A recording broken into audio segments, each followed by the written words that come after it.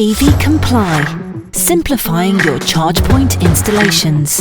Another week, another podcast, and this week I'm actually joined with Aaron Walstow, who is director at Doncaster Cables. Hey! Hiya. So thank you so much for taking the time to come onto the podcast. I know you're a very busy guy, particularly at the moment, but for the listeners, kind of let them know about Doncaster Cables and what it is that you do. So Doncaster Cables, we've been manufacturing in the UK since 1984. We manufacture a huge range of general wiring cables, flexible cords, with the ethos of making things the best they possibly can be, really high quality products. And recently, in the last 2 years, we've developed a cable specifically designed for the EV charging market. Absolutely. Now, this cable is called the EV Ultra. Who came up with the name? We actually sent out emails to all the employees on site.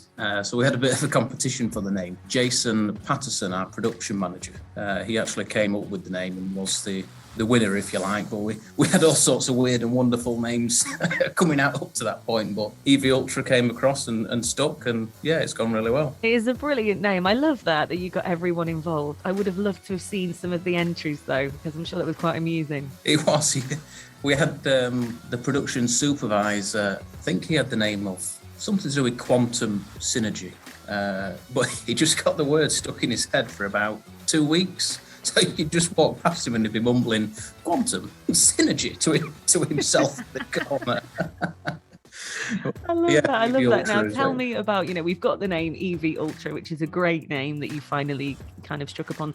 Tell me what the cable does. I mean, I know, obviously, but just for the listeners who may not. Yeah, so the cable, complete new innovation. So when we looked at the EV chargers that were being installed, people were cable tying power cables and data cables together. So they were cable tying them together, and that was against the regulations and still is against the regulations, because you're supposed to segregate band 1 and band 2 power. So we looked at providing a solution to that problem, and rather than looking at separating the cables, we took on the challenge of really challenging the norms of the industry, and we combined the cables together.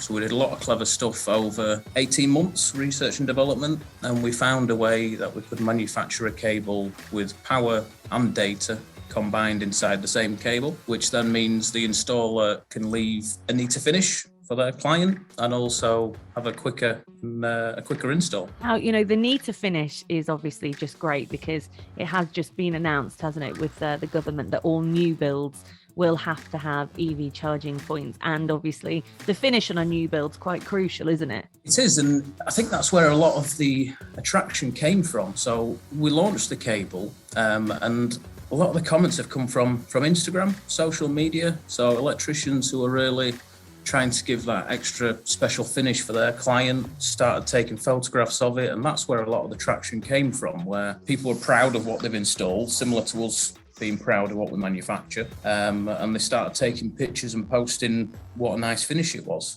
as well as the time saving that we've got. Now, obviously that's kind of from the consumer's point of view, but from the fitters, the UK in particular, the weather's not great, it's an outside job. It's funny really, because normally for a lot of electricians, they are known to have the cushy and cleanest job with regards to builds and stuff like that. And now they're being forced outside. So the lead making things quicker is fantastic. How much time do you reckon it's shaving off, roughly, Aaron?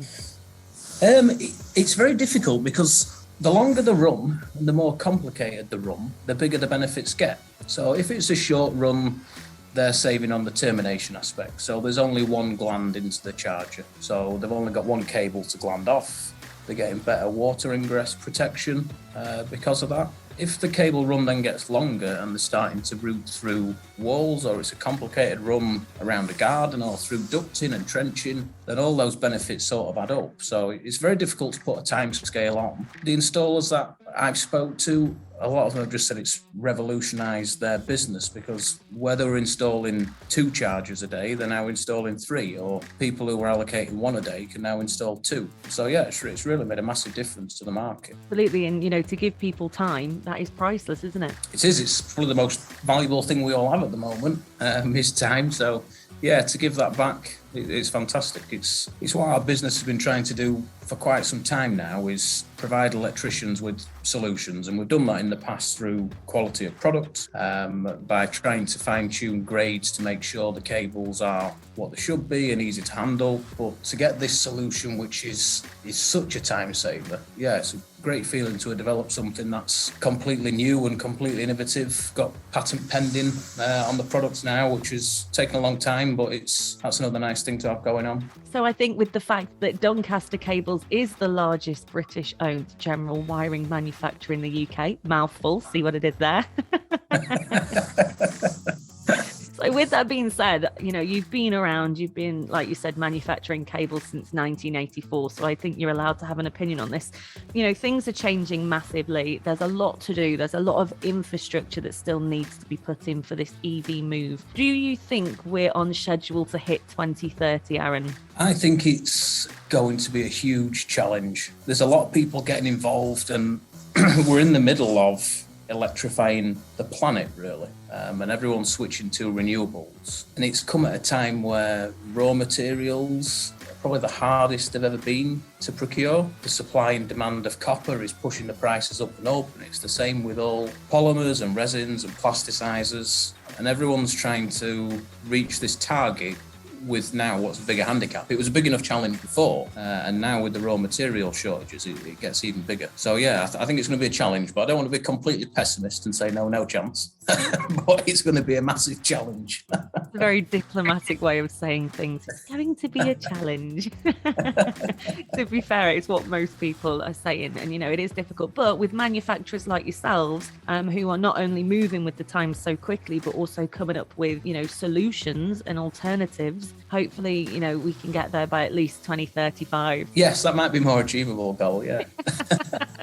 Now, with regards to Doncaster Cables, the EV Ultra is fantastic, but things always in manufacturing and development, innovation's always happening. So what have we got on the horizon? Are there any exclusives that you can give us? Have you thought of any tweaks? Or we have got some tweaks coming. We've got some tweaks coming to EV Ultra, and I'm now conscious that I may tip over into something we're going to market in a month, but I'll do it anyway. So do it exclusive. We love breaking that. news.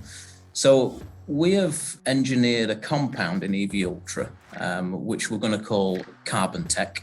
And that is the first release of the word Carbon Tech. So that's one of our new trademarks. And we have a PVC compounding plant on site at Doncaster. So we've had that for many years because we want to control every aspect of the cables that we make. What it's allowed us to do with EV Ultra is really try and fine-tune a grade, which we've already got this fantastic product. How can we make it better? So the Carbon Tech formulation is going to provide even more flexibility to the product. So it's even easier to route and easier to clip, while still maintaining all of the mechanical properties that the cable needs to be in the environments where it is. So that's the next big thing for EV Ultra. The other ones we've got developing, which we have got some developing away from EV Ultra, are going to be kept secret for now. Yeah, there's some other stuff coming as well. Do you know what? One exclusive I'm more than happy with. I'll get in trouble now. Yeah, I know. Just say it was me. I twisted your arm. Is there anything else that you would like to end on? Because you do obviously also have your training side, don't you, of things? Yes, we've got. We've been working with quite a few colleges now, and we're getting more and more interest from different colleges. So we're trying to give something back to the industry. We're inviting colleges and electrical apprentices to the site, show them how cable's made, and sort of reinforce the education they've got about cable selection and cable sizing. So that's a nice thing that we're doing. I think the only other thing to mention with EV Ultra, which unfortunately is not another exclusive because it's already been announced, so you don't get too exclusive. But when we developed the products, it was, like we said, innovative. So there's no British standard. And one of the biggest problems that the installers faced was they was installing a cable that is not to a British standard and therefore a departure from the regulations. We've recently invested a lot of time and money in working with BASEC, so the British Approval Service for Cables. And we've now got BASEC approval on EV Ultra, and we work with the technical committee at BASEC to produce a certificate of assessed design. So all that issue with installing something that's not manufactured to a standard has now been removed, and it's another massive thing for the installers. They can install EV Ultra knowing that it's third-party tested by BASEC, and they're testing it routinely through the year to make sure that the quality is where it needs to be. I think that is brilliant. And I think the fact that obviously, you're making huge changes in the industry alongside what you're already doing, which of course is creating all the cables in the first place. So I think that's great stuff. Yeah, no, it's nice to hear. We like positive comments. Yeah, far better than the negative ones, which I'm sure you don't get. So Aaron Walstow, Director of Doncaster Cables, thank you so much for chatting with me on the podcast today, and we hope you have a fantastic weekend. No problem, you too. Thank you very much.